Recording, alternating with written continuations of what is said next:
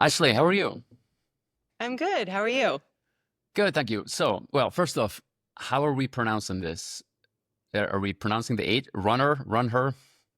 I'm pronouncing it just runner, but the H is sort of silent and implied because women are a big part of running.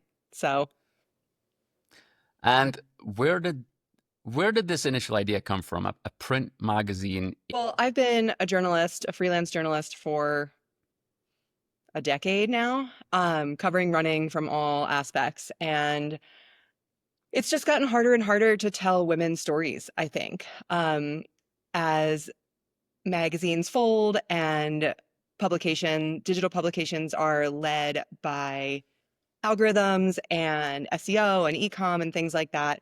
It's just gotten harder to prioritize storytelling, I think. At least that's been my experience trying to sell these stories to digital outlets and print outlets. And so I don't know. I felt like there was a space missing for women. There used to be women's running magazines. Now those don't exist anymore. And I've seen this surge in independent publishing, and I thought if I'm going to sit here complaining about the lack of storytelling around female athletes, then why don't I do something about it? So here we are.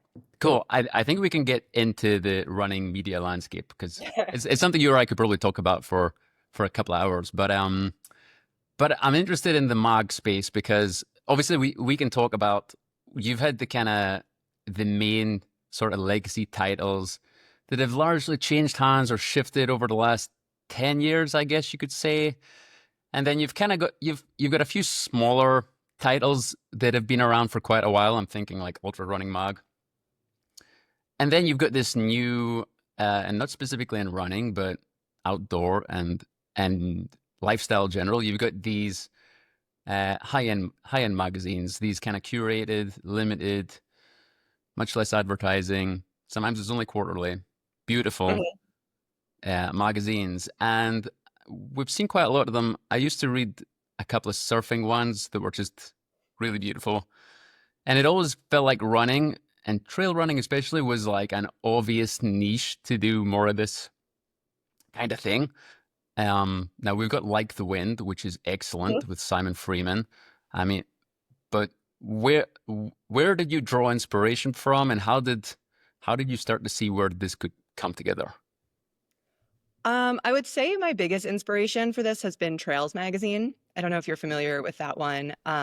It's, a premium print product. I think they might be up to 6 issues now a year. I saw when they started, and I was so interested in this idea that these editors could just do this on their own. Like I had never thought of that before because that seems like such a big job. But they did it and they've been really successful with it, I think. I don't know the internal numbers or anything like that, but it's a beautiful product. People are very aware of it, and I think they've built up this community around it, which seems really awesome. And in running, we just don't have that in a print space, which really bums me out. As somebody who started in print and, came up the ranks in magazines, my whole career has gone digital for the most part. Every so often there's a print story still, but I miss print. I like print. I think that it's really nice to hold a product in your hands. I think it encourages savoring these stories and really sitting with them and immersing yourself in them as opposed to just, quickly flipping through and tossing it to the side and then forgetting about it. I just I think there is something there in this digital era that people really want something they can hold. We've sort of lost ownership of a lot of things, whether that's music or movies or books. And that's great. I mean, there's more accessible content than ever before, which is awesome to a certain extent, but I don't think that erases the need for something that you can hold and keep. And one thing I'm really curious to ask is the logistics of printing. I'm guessing this is like on some fine grade, super heavy paper stock. I mean, how do you even start finding out how to do that kind of thing? You have a partner who is better at that side of the business than you are. Okay, well, So, this I mean, brings me on. we're kind of learning as we go, to be honest. I've never done anything like this before, but like you said, there are other premium products out there like this. We're not the first to do something like this. And I have been really tapping into people in my network. People have been very generous in coming forward to offer help, and we're very much in the startup phase right now. This is the funding of the project, and that those pieces will all fall into place as we get a little bit closer. But for me, this launch was kind of the hardest part. I feel like I can write a magazine in my sleep. I can edit a magazine in my sleep. I recently just did a special issue publication that was 100 pages that I wrote entirely by myself. That part is not scary to me. It's the business side of things and the logistics of bringing this to life, which will definitely take more time and research and a little bit of a learning curve there. But like I said, it's been done before. There are a lot of people in the industry who are incredibly supportive and helpful. And so I'll definitely be relying on them for some of that expertise. But I don't think it's as hard as I originally thought, to be honest. Cool. I think we should say it right now. So it was announced yesterday, Yes. the 9th of April, Runner Magazine, and it went live on Kickstarter, and you're something like, I don't know, 70% of the way to your initial Yeah, funding goal. I Would that be think I right? think we're gonna hit our goal today. So Congratulations. thank you. I I don't know why I was scared that nobody would be interested in this. I think anybody would feel that way about launching a project and putting something that you care out in the world. There's a little bit of nerves that come with that. But I was truly blown away by how many people supported immediately and so generously, which is incredible and kind of validating that there is this hole in the market and people do want to see something fill that hole. So I'm really excited by how enthusiastic everybody was. But I want to point out that hitting the goal on Kickstarter is just like the bare minimum to bring this to life. So that's where subscriptions will go through for now. You know, we have another 44, 43 days on the Kickstarter. So for that length of time, that's where you subscribe to the magazine. And you can still pledge. You can pledge any level of support as long as that campaign is running. And that's really important because in order to make the best product that we can, we definitely need people to continue pledging. So just because we hit the goal does not mean like success, we're done, we're ready to, ship Of an course. issue. So yeah. And you mentioned other people. So what does a team look like to put together a product like this? Well, there's two of us right now behind the scenes who have been bringing it to life. And we have some photographers on board who have been really helpful in, I keep saying lending us photos because we just made mock-ups. These obviously aren't for publishing, and it is very, very important for me to pay people for their work. But just to get it off the ground, people were very generous with some of their creative work. And then obviously we'll have all freelancers contributing to the writing of the publication. So there's a whole team of people that I've been talking to, as this has been kind of in a vague, abstract form. And now we get to the work of actually taking submissions, assigning those stories, and getting people on board writing and photographing them. So it's a good time to touch on what type of content are you looking to cover? Is it all lifestyle stories? Are we going to be seeing recaps of the Paris Olympic or the next Olympics from the women's perspective? Is it going to be race recaps? What can we expect? So it will not be news in the sense of breaking news. This is going to be a quarterly publication, so it wouldn't be any kind of real-time reactions to Yeah, things. We will have social media for that. There are tons of publications that do that really well. What I really want Runner to be is deeper storytelling, longer features, things that have just become harder to tell on other platforms at this point. So I used, what was the phrase I used? Like culture, community, and competition. So I do see us featuring athletes at the highest level. I would love to dive into deeper profiles with athletes, issues that are, that those athletes are facing in their careers or after their careers. But I also think that there's a space for the culture and community of running. You know, women make up 58% of the average race participation field. And so I want to tell those stories as well. I want to talk about the women who are kind of activating at a grassroots level, people who have stories that they may not have been able to tell on other platforms before, issues that those runners are dealing with, whether it's, I don't know, childcare at races or on the athlete level, the lack of, female representation on the agent level, things like Yeah. that. So I also think that there will be some element of gear. I don't think it will look like straight reviews. I've written reviews for a lot of places. I don't think this is the outlet for review, but one of my favorite types of writing is that trend reporting. Yeah. Here's something coming from multiple different brands. Why is this happening now? Is this something you really need? And so I could see deeper dives into gear trends on that sense, but we'll see. I'm excited. I have lots of ideas, but I also really welcome other writers who I know have had similar difficulties selling stories and, getting the things they want to write about assigned at the traditional outlets. So I know I have my list, but I'm really Cool. excited to see what other people come up with in terms of what kind of stories we can tell.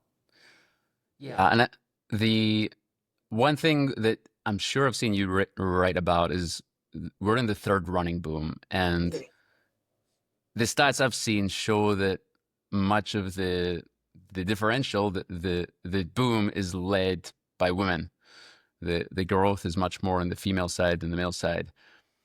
How much have you seen that? How much have you seen the this kind of demographic shift? I think especially since the pandemic, and how much of that has influenced what you're doing at Runner? I mean, I think that's the main catalyst for what we're doing with Runner.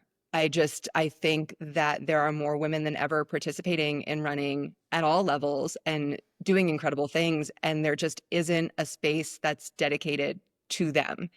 And that's not to say that other outlets don't cover women ever. Of course they do.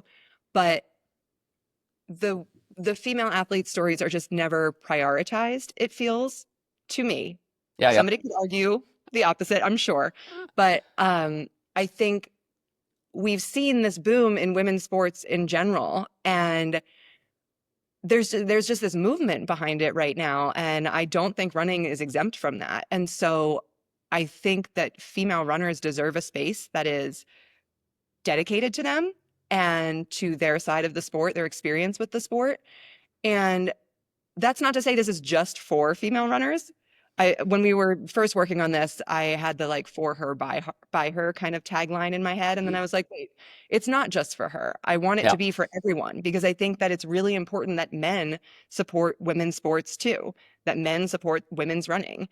I think that women make up a huge segment of this sport, and we just like haven't had that attention in the same way male athletes do. And so this is just meant to exist in that ecosystem. It's not meant to replace anything. It's just meant to add to the conversation and provide another space where women are centered.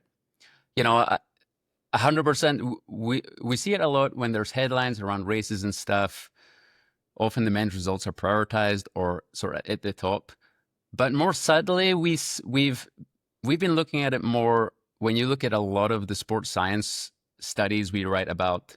When you actually dig in, the conclusions are often posited as if this is a lesson learned for runners, whether it's how much carbs you need to take or what type of how to distribute your workouts.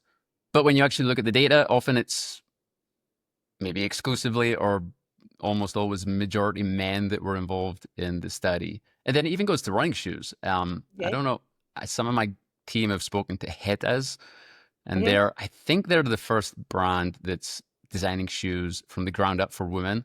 I don't know if you've encountered them yet, but Hmm. they're a pretty interesting brand. In terms of women's running form, does have some physiological differences in general to men's, and most running shoes are kind of designed for a kind of best fit model or more towards the men and then slightly adjusted for women. Hmm. So I think there's tons of stuff there that the deeper you go on all topics to do with running, the more you can dig something out. Yeah. I mean, a couple things there. One, we know that there's a gender gap in sports science. Christine Yu wrote a wonderful book about that called Up to Speed. And if you haven't read it, I highly recommend it. And that it's true. Most studies are done on men. It's only been more recently that sports science is starting to focus specifically on female athletes and what they might need and how their training needs or fueling needs may differ from a male athlete. And I think, it's really interesting when you get an athlete like Ruth Chepngetich breaking the 2:10 barrier in the marathon and everybody's immediately, it has to be doping. I'm not even going to go down that road, but there are other things at play, like women respond differently to carbon-plated shoes. Women respond differently to different fueling. And so there was a great podcast, I forget the name of the podcast, that really dug into it and explained all the scientific reasons that could justify a woman having a breakthrough like that. And part of it is because we've been doing it for less time. And so we're making bigger leaps as the science catches up to the way women are training and performing. So that's one thing that I think is really interesting and deserves more, I'll say airtime, but page time as well. And then as for the women specific brands, I think that we're really starting to see companies pay more attention to female athletes and what they want. And so I covered the female specific shoes probably in like 2021 or 2022 at this point, when I think Puma, Under Armour, Hilma, a couple others were developing female specific lasts and basing shoes off of those. And the outcome was really, I don't know if these are 100% necessary for every woman. Just because you are a woman does not mean you need a female specific shoe. Personally, I can wear a men's 8.5 or a women's 10 and be totally fine in either. But the point is, and what was so important about that moment, is that brands were investing money into research and development, and they were prioritizing what women may need. And Hmm. then you have a moment like that back in 2021, 2022. Lululemon was another brand that was kind of leading that. And now you have a brand like Nike talking about the way they revamped the Vomero 18, and they used the same large female testing pool as they did for the Alphafly, because female testers are better at providing feedback that betters both genders' designs. And so Really? I just think anytime that a brand is listening to what women want and what they need, whether it's from a performance perspective or a comfort perspective, it makes the product better, and therefore the people participating in the sport have more options and feel better with their choices. So It's a I good. think there's so much room for potential in Who both do you? of those areas. I don't want to put you on the spot, but who do you think is doing a nice job with in pushing that forward right now? Oh God, that's really hard. I can't answer that on the spot. Do you think Lululemon's walked back a little bit?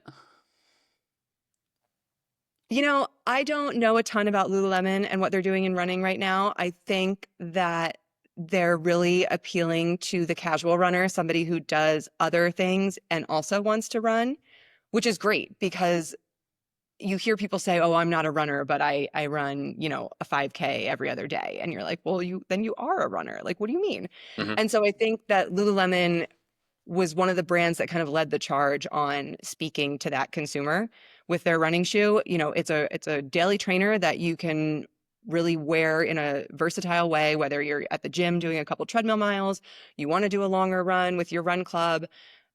Talking to that consumer is really important. Another good example of a similar conversation is the Adidas campaign that just came out with Camila Mendez.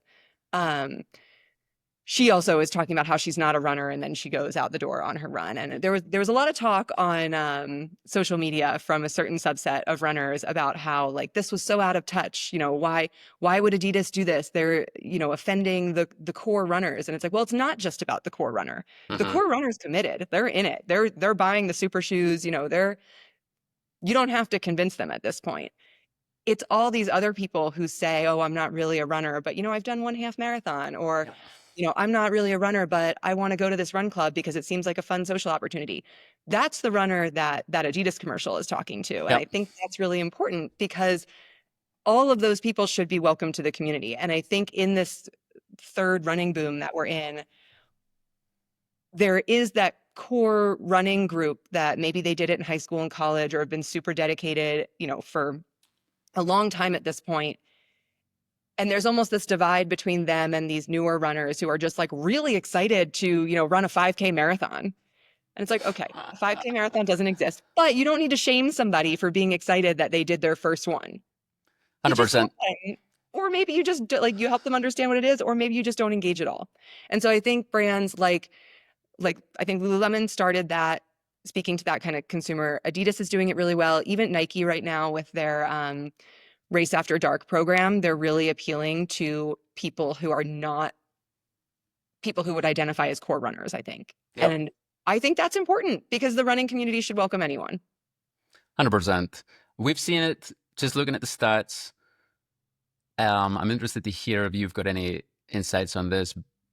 The big bump we see in the stats, especially looking at major marathons, and maybe that talks to something about the type of people who are signing up, but it's really the big bumps coming through in women under 30. There's much more women under 30 applying for and running these major marathons than men under 30.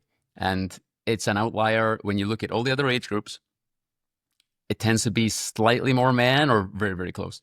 But I wonder how brands talk to that subset of women, because how they consume media is super different. And I also think, kind of like how you've touched on, how they sometimes how they approach running can be very different, and maybe that's not just for women, maybe it's the age group in general. A lot of them seem to like apply for the London Marathon, having never really done much training. So I don't know if you've seen any interesting ways that age group is engaging with media. I don't know necessarily about how they're engaging with media, although I do think that Gen Z and social media is obviously huge, especially TikTok and Reels, and the way people are presenting running on those platforms. It's a community. You see this community aspect of it. And so I think that women are, I'd have to go back and check the data to confirm, but I'm pretty sure that women are joining clubs on Strava at a higher rate than men. I think women are showing up at in-person clubs more than men are. I think women are looking for community, and they're finding it in running, and because it's a feel good way to show up in the world, and people are drinking less, they're moving more. And so I think, whereas, when I was in my early 20s and going out every night in New York to concerts and whatnot, like I would never have woken up at 6 o'clock to meet 50 people to go for a run. And now that's totally the norm. And Mm-hmm. you see these big groups of women doing these events together. It's very much like, it's obviously running can be a very solitary thing. And I think that's really great. But I think this third boom that we keep talking about is very much driven by that need for community. Where can you see it go on the third boom? I mean, I've seen race registration statistics from the first quarter of this year, and it's still growing year on year. Applications, it's slowing, but can you see this topping out in the next couple of years? Any crystal ball predictions? I have no idea. I don't know enough about all the data to make a guess. I don't think so, honestly.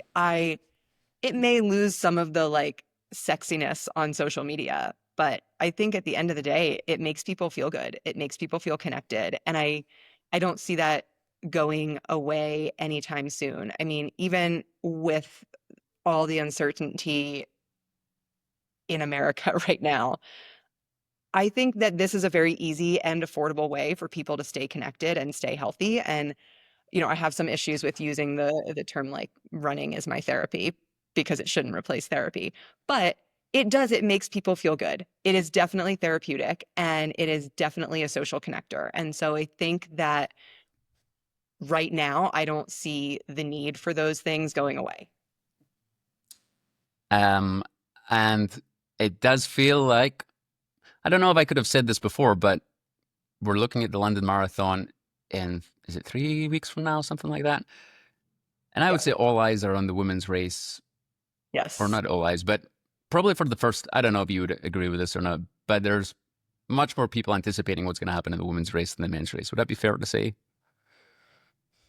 I may be biased, but I think so. I mean, you've got such a stacked lineup there and like three of the fastest women in the It's a world at this showdown. distance. Like, how can that not be exciting? How can you not want to watch that? Yeah. Yeah, it feels like that might be one of these moments that pushes this whole thing a little bit more into the limelight, which would be cool. Yeah, I mean, I'm always curious because watching running as a sport never seems to match up to how many people are actually participating in the sport. You know, we're still trying to figure out how to convert runners into running fans, you know. Um, I haven't really dug into all the Grand Slam track stuff yet, but I'm curious to see how that continues to grow because I think that they're trying really hard to make track appealing to watch and get people to tune in. Um, I think the major marathons are kind of the anomaly in that they are broadcast pretty accessibly, and so you may know the names involved. But I think the disconnect between runners who are fans of the sport of running versus runners who participate in running is really interesting. And I interviewed somebody about it recently, and we were talking about how it's less about the athletes who are involved. It's more about the feat that they're accomplishing. So people know Kipchoge's name because Kipchoge ran a marathon under 2 hours. It's the feat that he accomplished that got people hooked. It's not that it was him necessarily, but he's probably the closest athlete that has come to like a household name Yeah. in the I running space. I think Even you though like, in the running world, we're obviously so invested in, you know, seeing Emma Bates succeed at the Boston Marathon or watching the women battle it out, which I think it's definitely going to be a battle at London. But I think that's actually a smaller portion of the running community than you think. If there's like 50 yeah. million people running right now, that I think the fan base is pretty small. Oh, we know it because we see all the metrics in terms of when we put a story out or we put something in our newsletter, which might be how to run a faster 5K versus here's who won the Houston Half Marathon Mhm. or whatever. We just see the metrics. And yeah, there's just a bit of mythology or magic around people like Kipchoge, especially. You know, he's got this aura about him, and maybe that's sometimes something that pushes people past just being a competitive athlete. But yeah, I don't know. It's there Yeah. must be a formula or something there. It's just funny to think like how many people run 5Ks like multiple times a year and yet they don't know who is competing at the top level of the sport in that distance. So it's just an interesting disconnect. And I don't know, I mean, maybe we'll dive into that in the magazine, but Yeah, it's I think something I actually really there's a like lot of about people running working is on elevating running as a sport. And so I'm really excited over the next couple years to see how that might change. yeah, I think it can go both ways. I think there's a lot of sports that as soon as you partake in them, you're swept up in some culture where you follow everything to do with it. But one thing I actually like about running is it can be deeply personal, or you can be part of different subsets. You can just do it on your own when you need to let off some steam, or you can be, you know, pretty tight in this culture. And yeah, it's pretty unique in that way, I would say. I think it's great because there's so many different ways to experience running. You can show up and be, you know, sub-elite and really trying to compete on that, you know, really high level. Or you can be somebody who's in the back of the pack and just excited to be there and wants to finish your first marathon. Or you're somewhere in the middle and you're doing it mostly because of community. Or you're also in the middle, but you're doing it because you want to better your own PR. There's just like, I don't know, there's so many different ways to experience this one sport, which is why I think it's great that it's growing. And I wish some people would acknowledge that not everybody experiences the sport in the same way, and that's okay. Again, like going back to the 5K marathon people, it's like they're learning, they're new. Let them get excited. Don't shut them down. Don't gatekeep, you know, don't like I see a lot of things on social media where people debate certain aspects of the running community. And it's like everybody's just trying to feel good and like do something they're excited about. So maybe think about how you talk to them before you fire off some kind of response? 100%. I think, yeah, it's one of the beauties of running is you can get super into the weeds about whatever technical aspect of, you know, Boston qualifying times or whatever it might be. But you don't need to. Um, and you can always pick your battles on social media. Yeah. I just think like let people discover and enjoy the sport the way they want to. And if they're new and they're saying something that, you know, is not correct or that they'll eventually learn, again, 5K marathon language, like they're going to learn. Eventually they will realize, oh, it's just a 5K. Now I want to try 10K and maybe eventually I will try a marathon. Let them approach the sport with that excitement and curiosity rather than shut them down for making a silly mistake. I do think somebody needs to put on a 5K marathon officially. I think it would be great. I would What sign even up. is that? Well, you know, you got half marathons, so then you can go 10K marathon, and then you get the 5K marathon. Sure. Somebody puts that on, I'll run it. Um, I don't want to, you know, I think you and I, if we were in a pub, we could speak for 2 hours about digital as running media and the history of running media and the sort of movements of the last 10 years. But I think I'm interested to hear what kind of media do you like best right now? What do you enjoy consuming, whether it's digital, print, podcasts, social? Where do you go? I would say I'm probably on social the most. Um, and from a storytelling perspective, books at this point, because I like the hard copy. I like being able to highlight things, especially about running. I feel like I've mostly been reading hard copy books, which is really nice. But then, of course, I'm on social media 24/7, kind of consuming from all platforms, whether it's like the digital first platforms like Cydius or YouTube storytelling, like my friend Mike Coe makes wonderful videos about his running experiences. I'm trying to think where else. I honestly, I'm not reading a lot on running publications because I write for them. And so I'm in that mindset a lot. And so I've found myself gravitating towards either shorter content or more visual content or much longer content instead of being in that kind of like service article Yeah. world. But that's not to say I read a lot of these one-off stories from publications. There's a great story in the Washington Post or the New York Times or something like that. I just don't right now have like a dedicated running outlet. That's my like, this is my go-to. But I Yeah. think it's awesome that there's so many different ones on different platforms. So I probably the best women's publication out there right now is Fast Women, which is a newsletter. And so you've got all these different platforms where writers, storytellers, creators, whatever words you want to use, are able to reach people in the way that works best for those people. So I think that makes the digital landscape really interesting and exciting. But as somebody, again, who comes from print, I miss having that like appointment reading material where I'm like, okay, it's arriving today. I'm going to sit down for like an hour and read a couple stories. And then I'm going to put it on my coffee table because it looks nice. And then I'm going to come back to it tomorrow or the next day when I really have time to get into that next story that Mhm. piques my interest. Yeah. We discussed this internally a lot in terms of just this diffusion of media. There's never been more channels and opportunities than ever. But then, as somebody who's trying to create something, do you stick to one channel? Do you try and go multi-channel?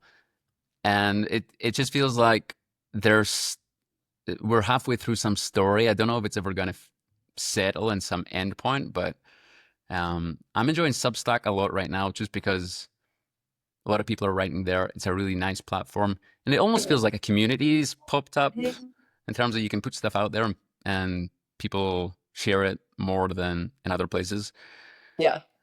YouTube, I'm enjoying it. YouTube just feels like sort of still something I don't think anybody really understands where it's going to go in the long term.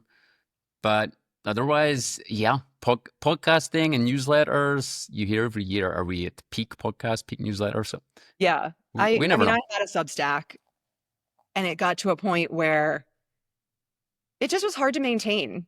Those are the kind of stories that I tend to write for publications, for digital publications. And I didn't have the bandwidth to write the more deeply reported stories that I wanted to write for the newsletter. And so instead of using my time for the newsletter, now it's going to the magazine. But I think you're right. We're seeing this, like, people have talked about this nichification of media. And I mean, it goes beyond media too. I kind of think that's a good thing. I think it's hard for a platform or a singular publication to be everything to everyone. And so I think that we're seeing these smaller niche brands succeed in a way that you don't need 100,000 subscribers. You don't need, to have like $1 million like profit off a magazine anymore. I think you can have a really small engaged community that's successful enough to warrant the product being in the world. And that's kind of how I feel about Runner. I don't want it to replace Runner's World. That's not the kind of product that I want to make. If we have a small, really dedicated core group of Hmm. subscribers that support the publication, that's all I need. Hmm. And I think we're seeing that kind of across, you see it in apparel brands. Um, I can't think of another good example, but you know what I mean. It doesn't have to be the biggest and the best anymore. You Hmm. just have to deliver a really good product that meets the needs of a core group, and it can be a success. Yep, 100%. I talked to quite a few Substackers, things like that, and and I would say they echo that sentiment. So we're looking at fall for the first issue. Is that right? Yes. Cool. And then Don't quarterly. ask me a date yet. Can't put a date on it. But I would like to tie it to fall marathon season. So the hope is to get it shipping by, you know, Berlin would be the first Oh one. yeah, that's cool. That's a good idea. Yeah. Cool. Okay, last question. What are you training for right now? What am I training for? Um, Half marathons. I have 2 in June. I'm going to do the Nike Race After Dark series. I think that's the official name in LA. And then I have another dumb half marathon that I do every year in Colorado. It's 3,000 feet of downhill. Somebody's Nice. going to tell me, that a PR doesn't count on downhill, but this race starts at 11,000 feet. You lose 3,000 feet. It is brutal. It takes it all out of you. I love it. I do it every year. So that's What's my the main. name? It's called the Slacker Half Marathon. Cool. Never heard of it. It's I very need to check it small. out. It's super local, and they do a great job. It's like running a trail race, but on a bike path through the Rocky Mountains. So it's kind of the Cool. best of both worlds. I love Cool. it. I'm going to check it out. Ashley, where can people find more information about Runner Mag or Runner? Kickstarter is the best place right now. The Runner Mag Kickstarter is where you can subscribe. So even if you see that we hit our goal, please subscribe for that first issue or the first year, whatever you feel comfortable with. Otherwise, we have a website, runnermag.com, and we are on all social media at Runner Mag. Perfect. Ashley, thanks for your time. I'm looking forward to getting the first issue. Thank you so much.